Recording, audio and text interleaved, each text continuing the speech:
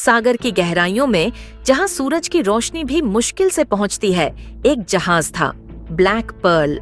कहा जाता था कि यह जहाज दशकों पहले अचानक गायब हो गया था, लेकिन अब वह फिर से दिखने लगा था, टूटे हुए पाल, जंग लगे लोहे और एक अजीब सन्नाटे के साथ। कप्तान विक्रम और उनकी टीम को इस जहाज की जांच के लिए भेजा गया। वे सभी अनुभवी नाविक थे, लेकिन जैसे ही उन्होंने जहाज के डेक पर कदम रखा, एक अजीब सी ठंडक उनके शरीर में उतर गई। विक्रम ने चारों ओर देखा। जहाज पूरी तरह सुनसान था, हवा भी थम चुकी थी, जैसे समय रुक गया हो। तभी एक हल्की सरसराहट सुनाई दी। शायद हवा होगी, विक्रम ने सोचा, लेकिन फिर उनकी टीम का एक सदस्य अर्जुन चिल्लाया, कोई है यहाँ। सबने मुड़कर देखा। अर्जुन एक बंद दरवाजे की ओर इशारा कर रहा था। दरवाजा धीरे धीरे हिल रहा था, जैसे अंदर से कोई बाहर निकलना चाहता हो।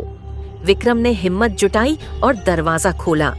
अंदर अंधेरा था और एक अजीब गंध थी, कुछ सड़ने जैसी। टॉर्च की रोशनी में उन्होंने देखा पुरानी डायरियां, टूटी हुई नाविकों की टोपी और एक जंग लगा कंपास। लेकिन फिर अर्जुन ने कुछ ऐसा देखा जिसने सबकी रूह कंपा दी। एक कोने में एक नाविक की लाश बैठी थी, लेकिन उसकी आंखें खुली हुई थीं और ऐसा लग रहा था जैसे वह अभी भी देख रहा हो। तभी जहाज के चारों ओर लहरें उफान मारने लगीं। हवा की एक ठंडी लहर डेक पर दौड़ी और जहाज अचानक हिलने लगा। यह जगह सही नहीं है, हमें यहाँ से निकलना चाहिए, एक नाविक चिल्लाया। लेकिन तभी जहाज के हर कोने से फुसफुसाहट सुनाई देने लगी, तुम यहाँ नहीं होने चाहिए। सभी के रोंगटे खड़े हो गए। टीम का एक और सदस्य राहुल एक गलियारे में चला गया।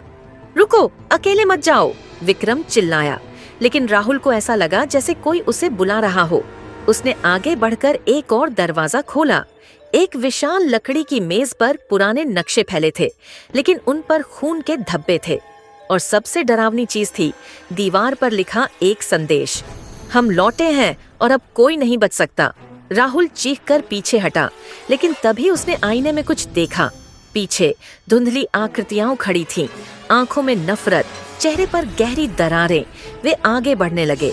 राहुल भागते हुए डेक पर पहुंचा और चिल्लाया, यहाँ से भागो, ये जहाज श्रापित है। लेकिन बहुत देर हो चुकी थी। जहाज के सभी दरवाजे बंद हो चुके थे। हवा अब और ठंडी हो गई थी, जैसे जहाज खुद जिंदा हो। विक्रम ने रेडियो उठाया, लेकिन कोई सिग्नल नहीं था। तभी जहाज की घंटी अपने आप बज उठी।